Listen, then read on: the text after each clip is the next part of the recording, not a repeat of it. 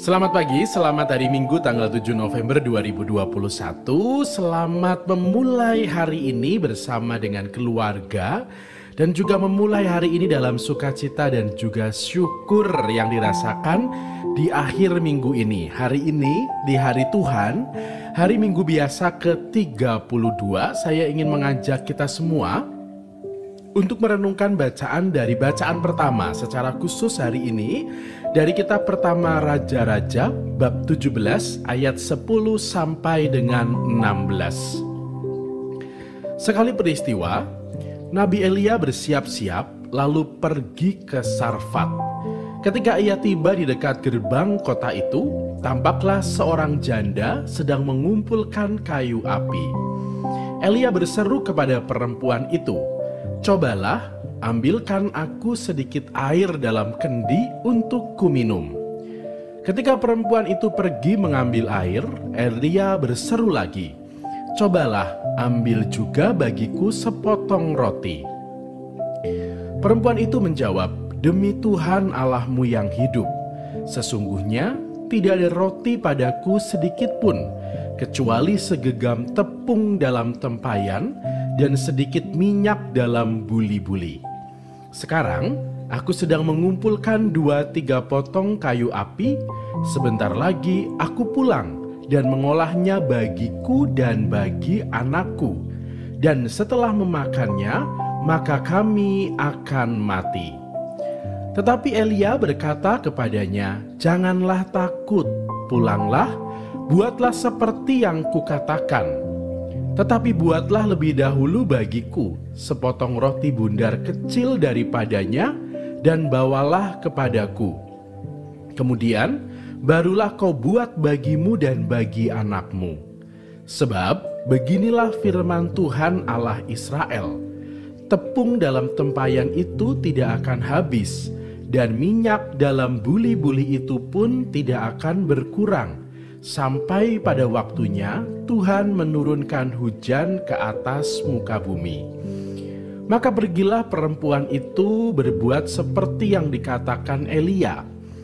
Maka Elia, perempuan itu dan anaknya mendapat makanan beberapa waktu lamanya.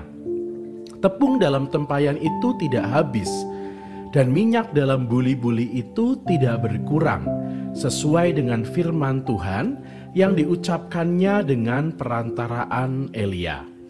Demikianlah sabda Tuhan. Syukur kepada Allah.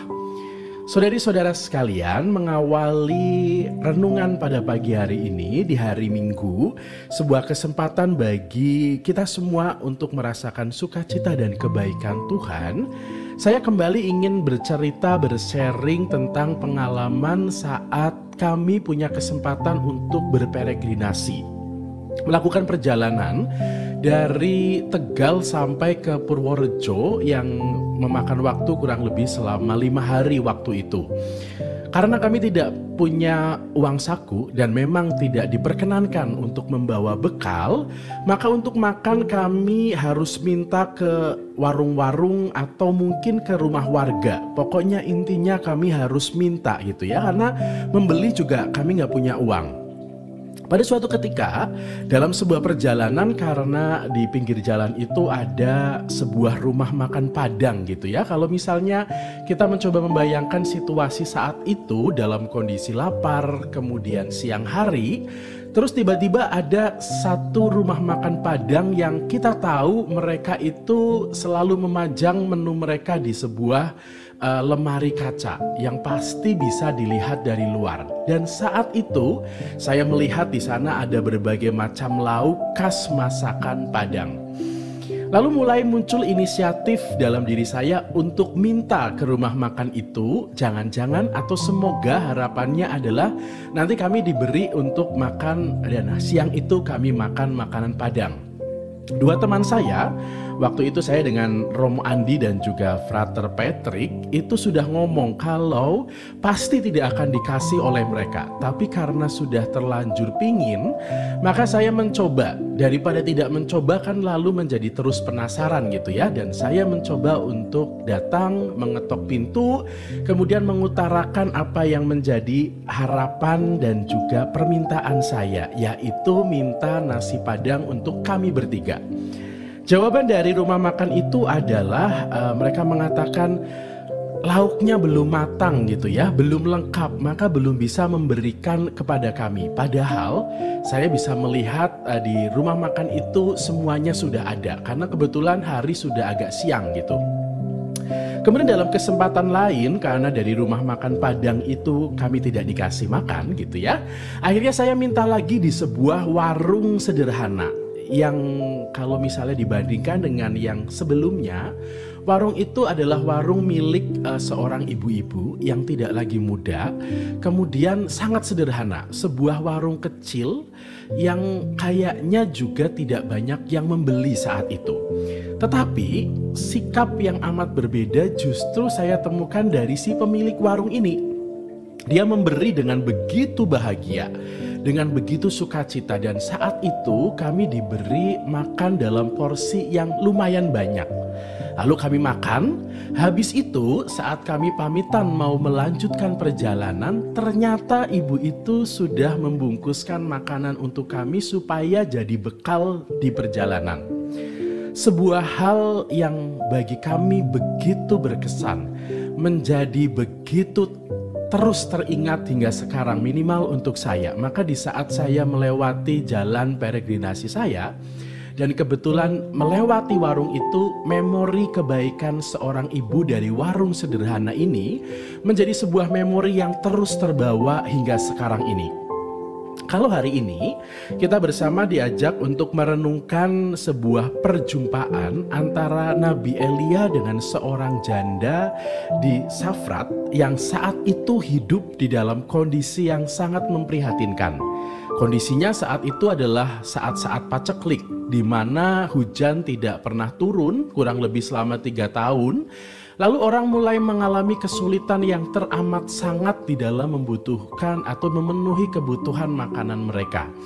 Dan ada seorang janda yang dia tidak punya suami, dia punya anak, dan dalam kondisi ekonomi yang sangat terpuruk. Tiba-tiba datanglah Elia, seorang laki-laki yang datang justru malah meminta. Pertama meminta air, kemudian habis itu dia malah meminta roti kepada janda yang sedang tidak berdaya ini. Tetapi tanggapannya justru begitu hangat, di mana perempuan ini sebetulnya kalau secara logika dia bisa marah. Mengapa? Karena dalam situasi begini lalu tiba-tiba ada orang yang meminta, seolah-olah Elia ini hadir sebagai pribadi yang tidak peka. Tetapi perempuan ini justru menyambutnya dan memenuhi apa yang menjadi permintaan dari seorang Elia. Dia memberikan apa yang menjadi simpanan terakhirnya, tepung simpanan terakhirnya, minyak simpanan terakhirnya, dan kayu yang baru saja ia ambil. Lalu dia mengolah apa yang menjadi milik terakhirnya, diberikan kepada orang asing. Di saat ia memberikan roti itu kepada Elia, tidak hanya dalam bentuk roti saja pemberian itu, tetapi dia memberikan seluruh hidupnya dan hidup anaknya. Karena habis ini dia sudah tidak punya simpanan. Kalau tidak punya simpanan bahan makanan, maka besok tidak bisa makan. Dan karena tidak makan, maka dia akan kelaparan. Dan semakin lama kelaparannya akan membuat dia mati. Tetapi janda ini dengan rela, tulus hati memberikan itu kepada Elia. Sebuah pemberian yang kecil tetapi teramat besar nilainya. Dari peristiwa yang dialami oleh Nabi Elia dan sebuah peristiwa kecil yang saya alami dalam sebuah perjumpaan dengan seorang ibu pemilik warung sederhana dalam perjalanan peregrinasi kami, saya lalu belajar bahwa untuk berbagi berkat ternyata tidak harus menjadi orang yang kaya raya terlebih dahulu. Tidak harus menunggu kita menjadi seorang miliuner, tidak harus menunggu kita menjadi seorang triliuner, juga tidak harus menjadi seorang crazy rich untuk bisa menjadi seorang yang memberikan berkat kepada orang di sekitarnya. Tetapi di saat kita memberikan apa yang kita miliki, walaupun kecil, kita sudah menjadi talang berkat bagi sesama kita.